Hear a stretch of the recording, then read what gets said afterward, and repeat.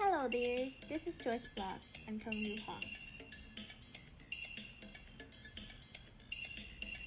If you're looking around and taking a look at the detail of any products next to you, you will find that we are living in a designed world. Even the electronic products you are using now are closely related to the design, like product design, graphic design, branding design, interactive design, and all kinds you can come up with. As a future graphic designer, I like to show you how graphic design works and its historical progress. While layout and composition is a part of graphic design, at its core is combining words, shapes, forms, and color to communicate an idea. Speaking of ideas, postmodernism as a prosperous period of communication in graphic design history is what you should never miss. Basically, it is a broad movement across philosophy, the arts, architecture, and criticism, marking a departure from modernism. I've been silly to find a clear definition of postmodernism until I find it doesn't exist at all. What's interesting, even some remarkable postmodern practitioner cannot define a concept or even give a boundary line between modernism and postmodernism.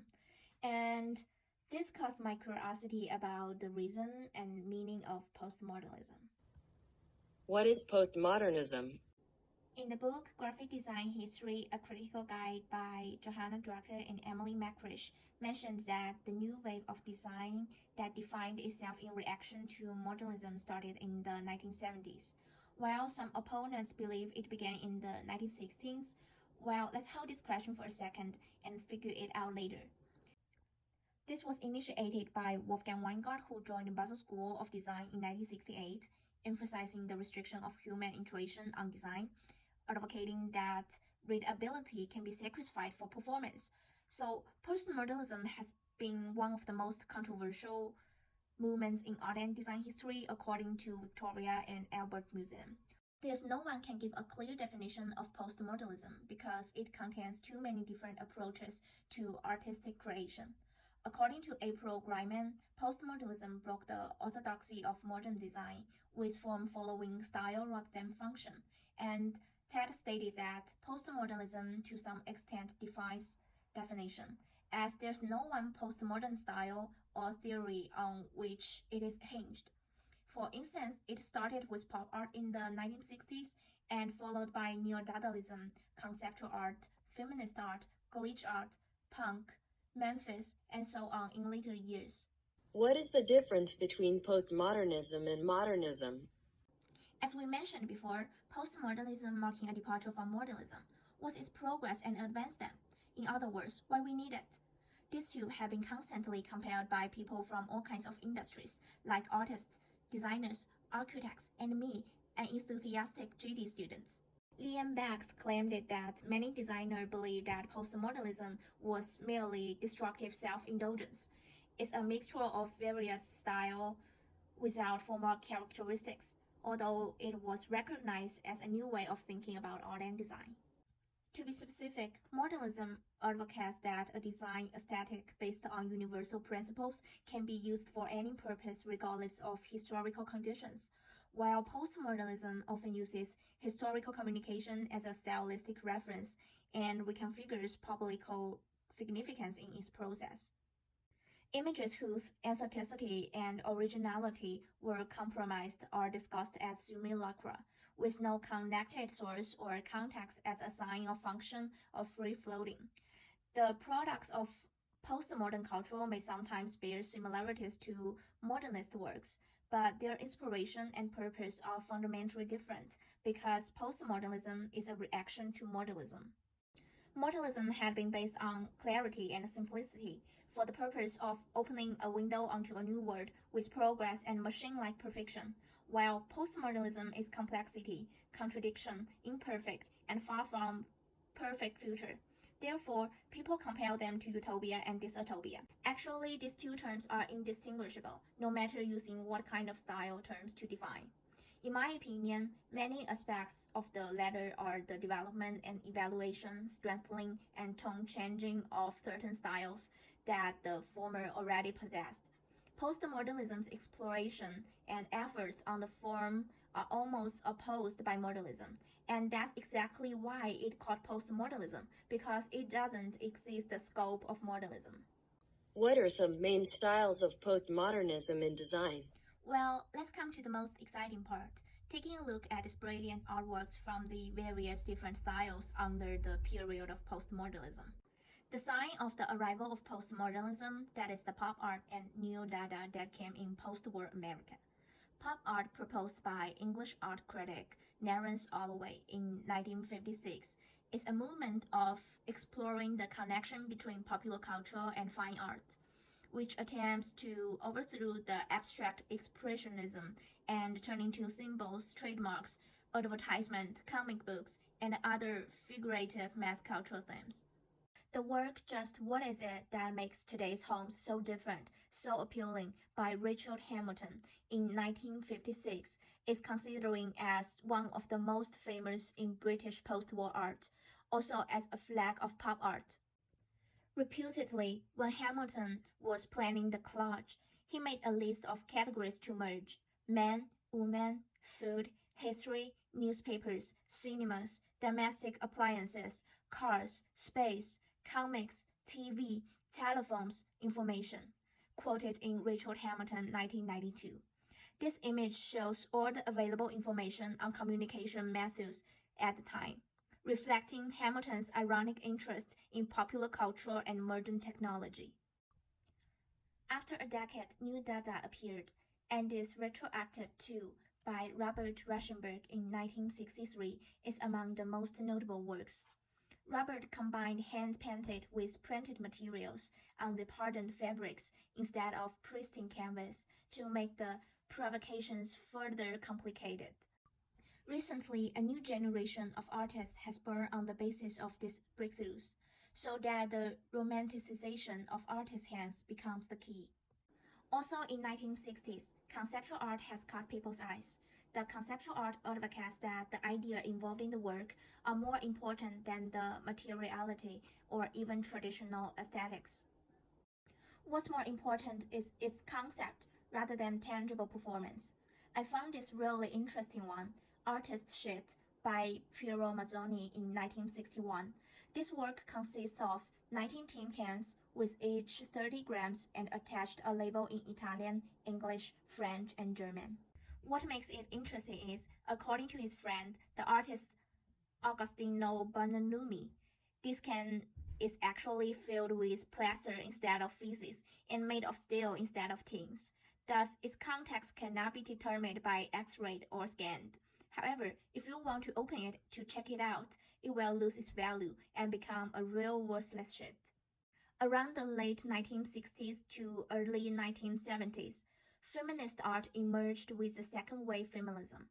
Its concept is similar to the conceptual art we just talked about, but more focused on highlighting the social and political differences that women have been experienced in their life. They hope to obtain equality and liberation through this art form. I believe most of you have seen this work, Your Body is a Battleground, by Barbara Kruger in 1989. Her earliest work dates back to 1969, but this is one of her most outstanding. Most of her works are composed of black and white photographs, covered with explanatory captions that expressed in the white on red text. The pronouns like you, your, I, me, and they have been always included in the phrases to communicating cultural constructions of power, identity, consumerism, and sexuality. It's time in the 1970s, New York and London, as the center of subcultural inventions, gave birth to the punk uprising, which led it to a phenomenon from a small sect. The anxiety of the working class, coupled with the frustration of living underneath heavy pressure at the bottom, gave birth to the typical ideas, voices, and attitudes of punk. 99 Designs stated that with the emergence of new identities and values came new forms of graphic expression to match their means and ideals. Jamie Reed, as an artist and designer during the rise of the punk and anarchy movements within the UK, was inspired by the rising punk attitudes, including this one you are looking at, Sex Pistols, God Save the Queen. It was designed in 1977 and regarded as one of the most iconic punk images of all time. We can see the queen's eyes and mouth have been ripped away and are replaced with strange typeface, which suggested that the queen was covering her own eyes so that she doesn't have to look at the chaos of society at that time. In this case, the portrait of the queen has become less important, it fully expressing the point of anarchic ideology and the monarchy should be abolished. Reed has been engaged in the artistic creation of political affairs and clearly shows the message he wants to convey about the royal family. As a result, punk manning reinforces a nihilism, showing anger and despair rather than organized political action. Now, let's take a look at something different. International typographic style, also known as Swiss style. This style was aimed at a desire to express information objectively, without being affected by the relevant meaning. In fact, international typographic style is related to the modernist graphic movements, which in order to convey messages clearly and in a universally straightforward manner. This style was not being known in American until the end of Second World War, when international trade began to increase and relations between countries steadily strengthened. The work you are looking at is Emigre Type Foundry Specimen Series Booklet Number 4 by Jeffrey Kitty in 2002, one of the most representative of this style. And this piece believes that modernity and postmodernity have more in common rather than differences. Kitty's dispute exemplifies a counter-trade attitude, and this attitude is partly to curb the exaggeration of postmodern narrative.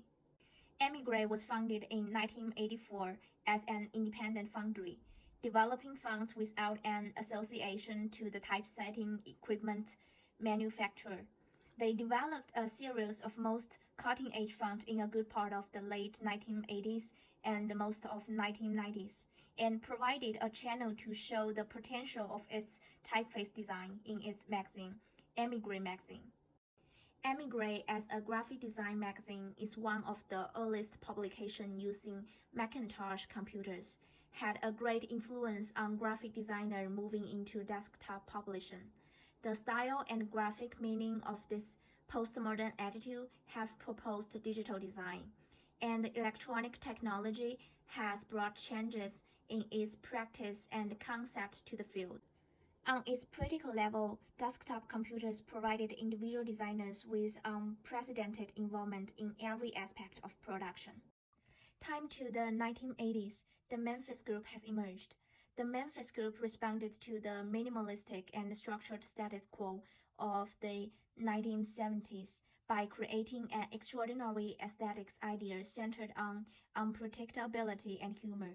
Let's take a look at this outstanding example, The Language of Micrographs by William Longhauser in 1983.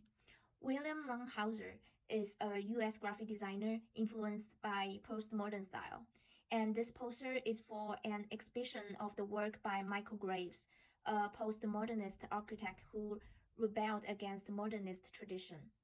Graves combines energetic, high-spirited geometry of decorative surfaces and tactile repetitive patterns. In the background of the poster, a pattern of repetitive dots is produced by the letters MICHAEL, letters spaced on the grid. According to Patrick Cramsey, who is currently writing an illustrated history of graphic design, Memphis had a particular appeal and influence in the US, and it was here that a similar attitude towards patterning and simple suggestive forms began to seen in graphic design. While color was a key element Graves' work to communicate, yet ironically, this poster was printed on a one-color press, and the sheet traveled up to 5 times through the printing press, and none of these colors are standard PMS colors. The most challenging is that each new color had to be mixed to work with the preceding colors and maintaining the essence of postmodernism at the very same time.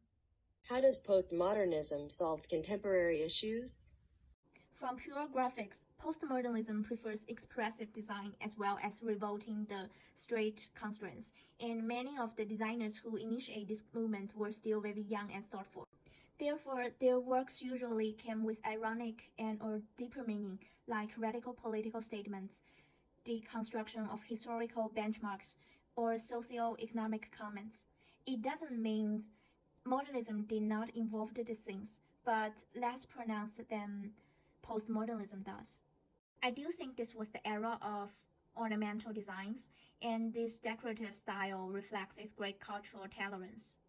Postmodernism has a series of rich application methods, including deformation, exaggeration, sarcasm, and courage of using colors and graphics.